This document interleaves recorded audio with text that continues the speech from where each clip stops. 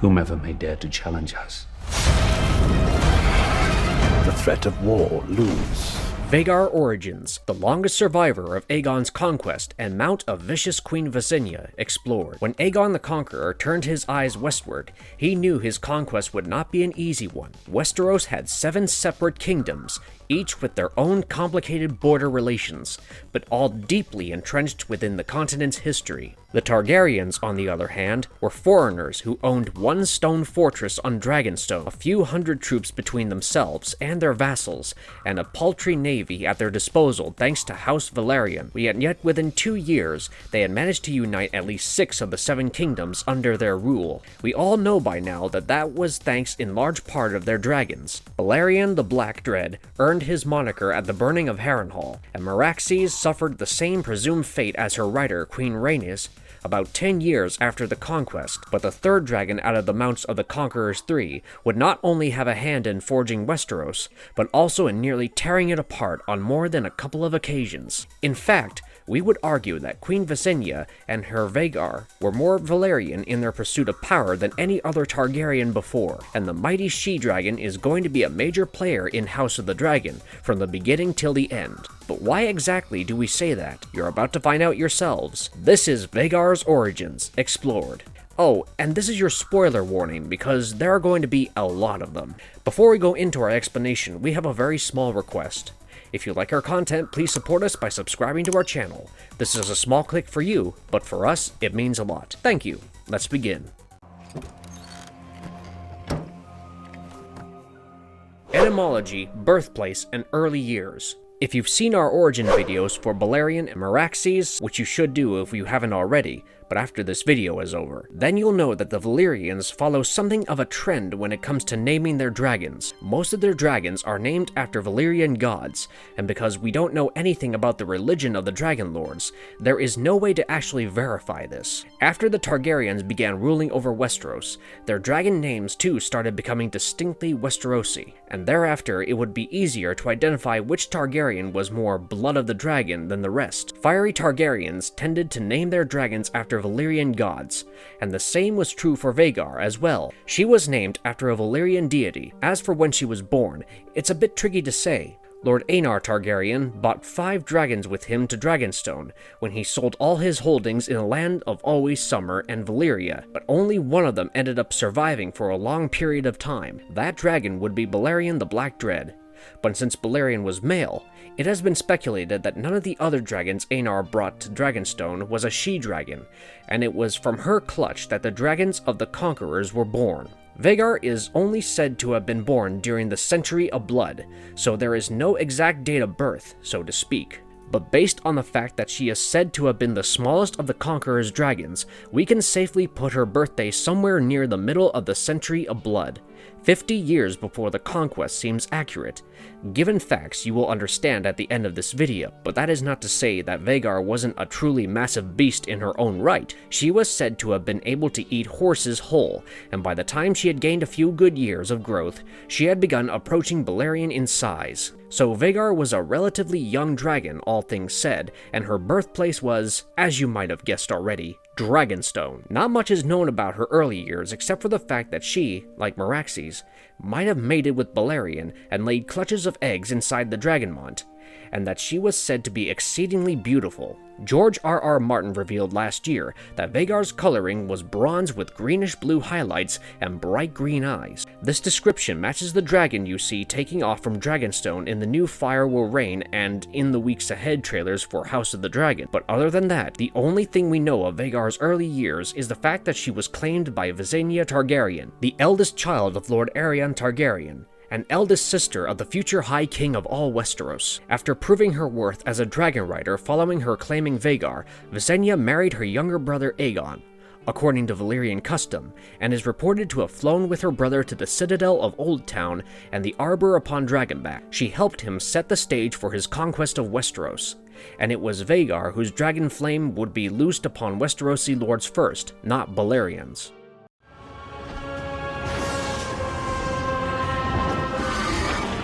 The first name of Aegon's Conquest, Vhagar's role in unifying Westeros. After landing at the mouth of the Blackwater Rush, Aegon began construction on a fort that would serve as his base of operations for the rest of his conquest. His sisters, meanwhile, would go on to assure the submission of the nearby castles of Roseby and Stokeworth.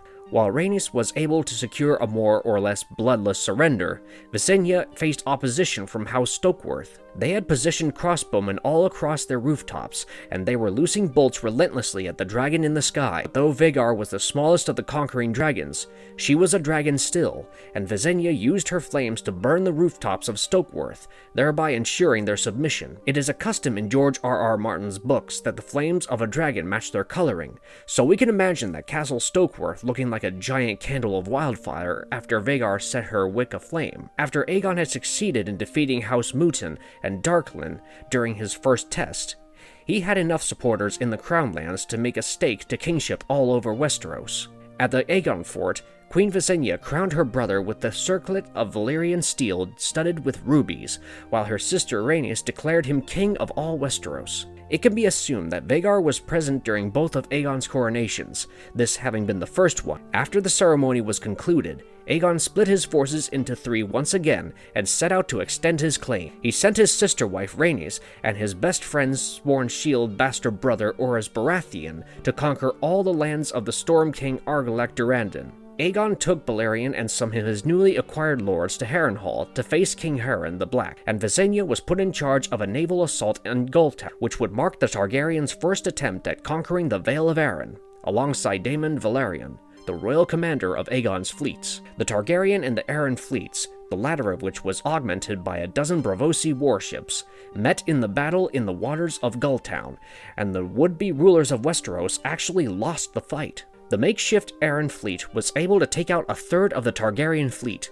while capturing nearly as many and leaving them incapable of mounting a naval counterassault. That was until Visenya rode in on Vhagar and put the entire Arryn fleet on torch. Though technically Aegon's offensive had resulted in a stalemate, the Vale remained in the hands of the Arryns, and would not come over to the Targaryens for a while. Visenya, having lost the battle, decided to turn her attention to nearby Crackclaw Point, and descended upon the bogs and the pines of the region. Having heard of Aegon's burning of Harrenhal, and obviously fearing Vhagar, who had just brought them a dragon queen on her back, the noble houses of Crackclaw Point peacefully surrendered to her. Because they gave up their swords willingly and with grace, Visenya made the noble houses of Crackclaw Point direct adherents to the Iron Throne, and from then on, the region has been known to birth good dragon men, according to Dick Crabb. Their assignments complete, the Conquerors Three met at the central location of the Stony Sept upon their dragons, and massed their armies to partake in the only battle during the conquest that saw Vhagar in action alongside Balerion and Meraxes. King Loren Lannister and King Mern Gardner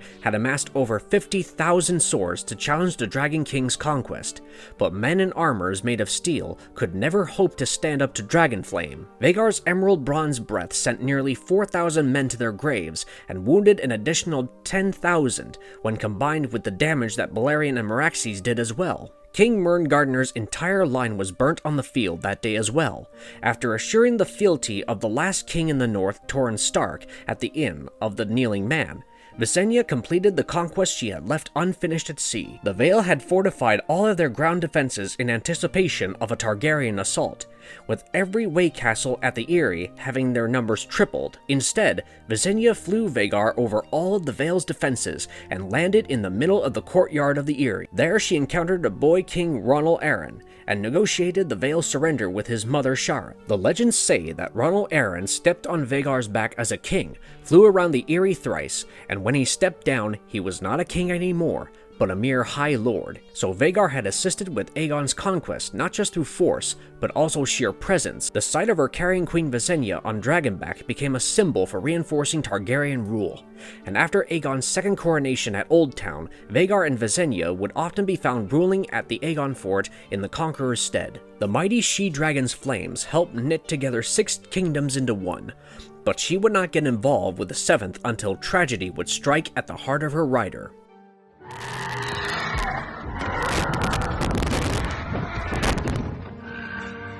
Vhagar's role in Visenya's vengeance, the wrath of the Dragon Queen and her fiery mount.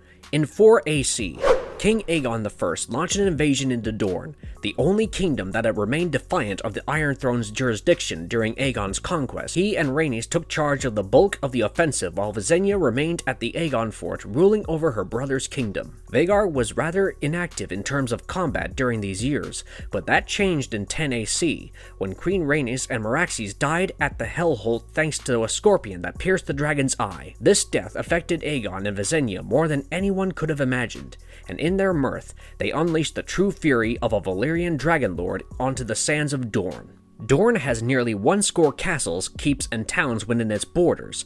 All of them, with the exception of Sunspear and its Shadow City, were burnt multiple times from 11 AC to 13 AC during a period known as the Dragon's Wrath. Balerion and Vhagar would be frequent visitors of the Red Sands of Dorne, as they would burn the seats of every house twice over, with their flames affecting Hellholt so furiously that the sand around the keep started fusing into glass. The pair brought fire and blood to a region that was already known to be so scalding hot that lost travelers would simply disappear into the Red Dunes. After Rhaenys' death, Aegon and Visenya grew apart, and Vhagar was being started to be seen as more of a threat than a deterrent.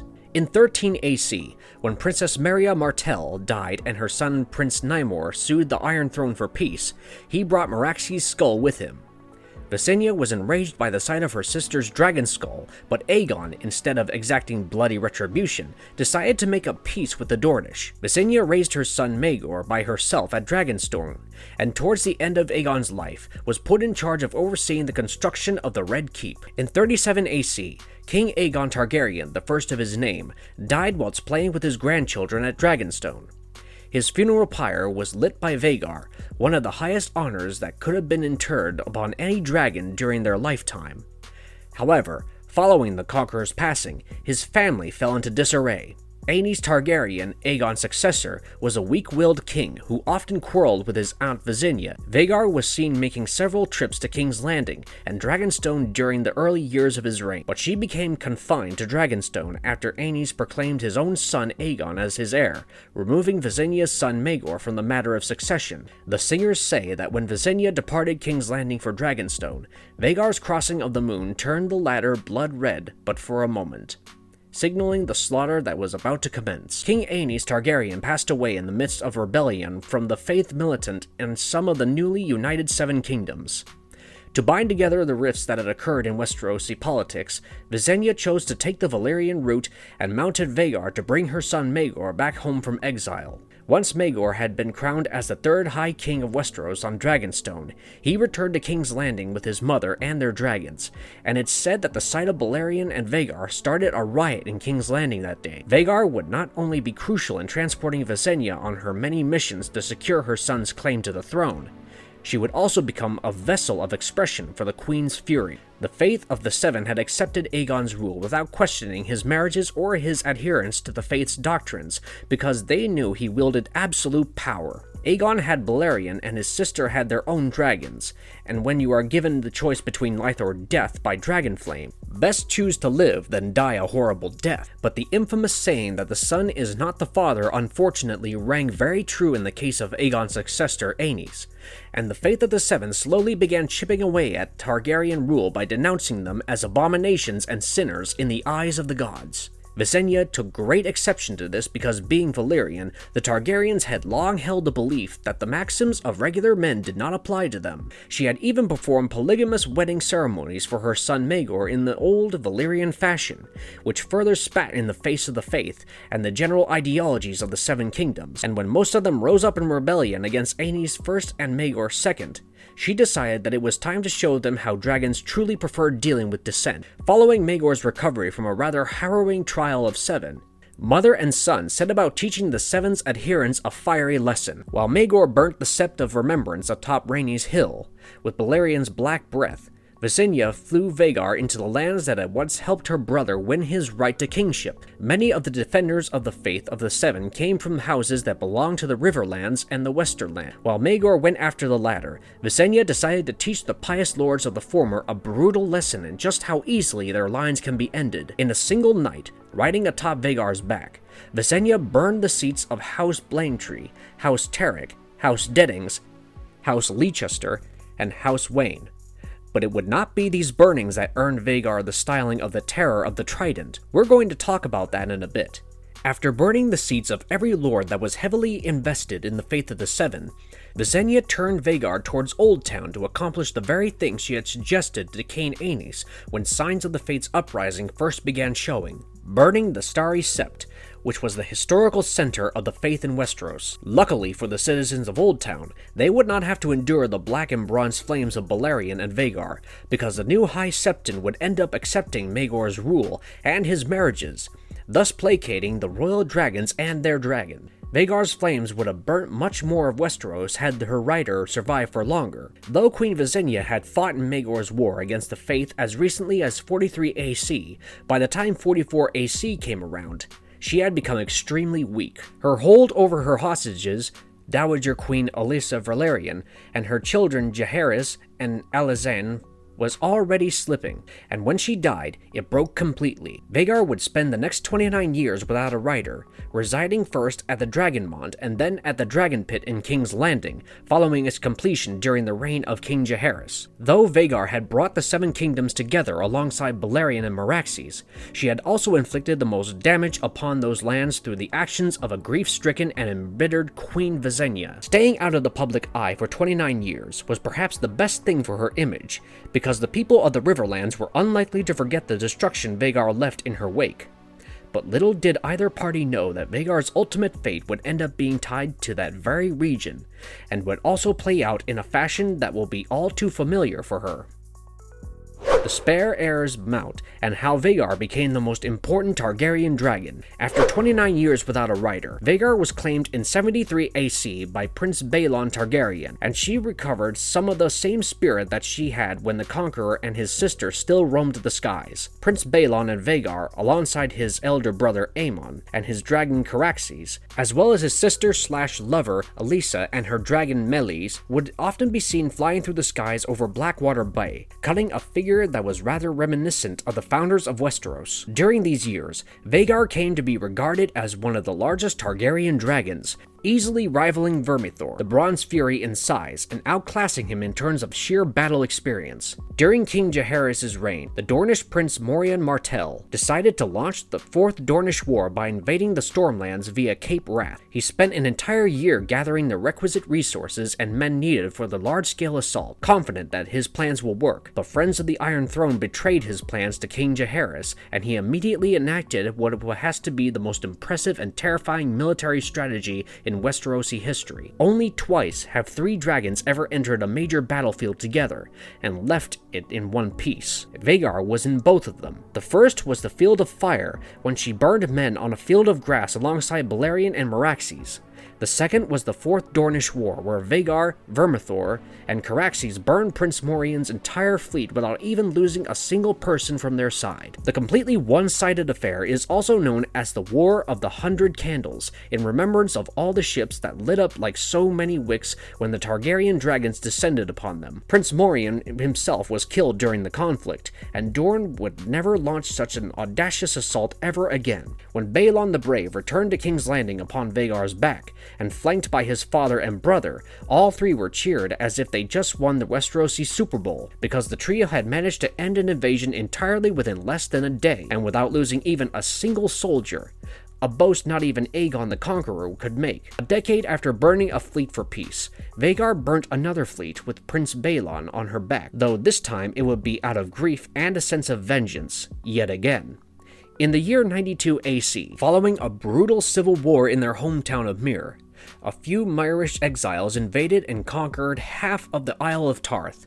In response, King Jaehaerys sent his royal fleet commanded by Lord Corlys Velaryon and his son and heir Aemon to sort out the problem, but a stray bolt ended up taking Prince Aemon's life, causing Jaehaerys to name Baelon his new heir. Baelon had loved and worshipped his elder brother, often being considered inseparable from Aemon during the early years. The loss of Aemon hurt him deeply, and he flew Vhagar to exact Valyrian justice from the exiled men of the Free Cities. Mounted atop his bronze monstrosity, Baelon burnt every last ship on on Tarth's eastern shoreline to prevent the Myrish from escaping, then landed Vhagar on the coast and fought off the stragglers with Dark Sister as Lord Tarth descended upon them from the west, sandwiching them between soldiers and Vhagar. When he returned to King's Landing, victorious, Balon was hailed as the brave by the common folk, but he would tell his mother later that he killed 1,000 men, and none of their deaths could ever fill the hole in his brother's death that had left inside of him. A decade after avenging Aemon, Balon would die as well, which is what would force Jaehaerys to call for the Great Council in 101 AC. By this point, Vhagar was easily the most important dragon in the possession of the Targaryens. She had seen more warfare than any of the younger dragons combined, and was still growing in size despite her advancing age. In 94 AC, 7 years before the Great Council, Balerion passed away due to old age, which left Vhagar as the only survivor from Aegon the Conqueror's age. By the time King Viserys I ascended the Iron Throne, Vhagar had grown as large as Balerion had during the conquest, and was presumably roasting back at the Dragonmont because of her next rider would not exactly spend her time at King's Landing. Well, not all of it anyway. How Vhagar will shape the strategy of both sides during House of the Dragon. While we did not see Vhagar in the first episode, we are confident that her introduction to the series cannot be far behind, partly because we've already seen her next rider on screen. The mighty Vhagar will be claimed as a mount by none other than Lady Laena Velaryon, the baby daughter of Princess Rhaenys Targaryen, aka the Queen Who Never Was. And yes, we will most likely see Vhagar and Laena show off their respective regal beauties for more than a few seconds as Season 1 continues to progress at an insane pace. But that isn't the only reason why Vhagar is key to the story. Recall that by the time we reach the events of House of the Dragon, Vhagar has easily lived for over a century and is said to be approaching Balerion in terms of her size. She can most likely swallow Aurochs without flinching, and that is a frankly scary thought. Lady Laena has always been said to have a rather fiery disposition, according to Fire and Blood, but never a violent one.